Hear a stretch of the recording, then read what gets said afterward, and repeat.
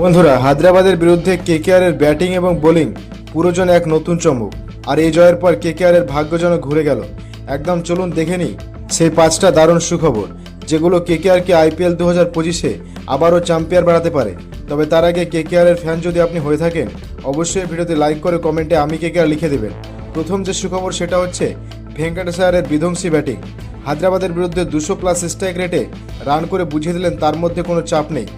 শুধু free ফ্লোতে batting করবেন, 4-6-এর বন্যা ঝরিয়ে বিপক্ষ বোলারদের নাস্তানাবুদ করে দিয়েছেন তিনি। তার ফর্মে ফিরে আসাটা কেকেআরের জন্য খুবই দরকার ছিল।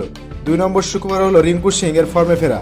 নিচের দিকে ব্যাটসম্যানরা মধ্যে রিঙ্কু সিং যেন শেষ মুহূর্তে একদম আলাদাভাবে এলেন।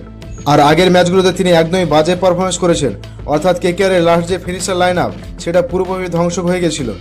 এবং হায়দ্রাবাদ ম্যাচে দেখে বোঝা গেল যে কেকেআর ফিনিশার লাইন আপ কিন্তু আবারও জ্বলতে প্রস্তুত।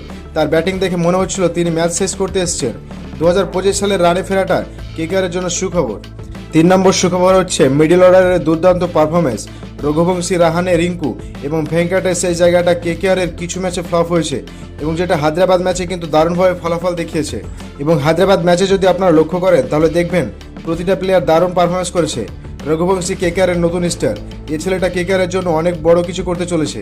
এবার যদি আমরা 4 নম্বর সুখবরের কথা বলি, সেটা হচ্ছে হর্ষিত রানা এবং সুনীল নারিনের বলে।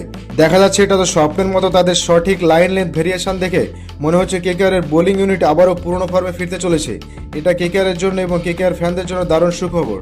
এবং 5 নম্বর হচ্ছে ক্যাপ্টেন অজিঙ্ক্য রাহানের নেতৃত্বে দল কিন্তু নতুনভাবে ফিরে আসছে।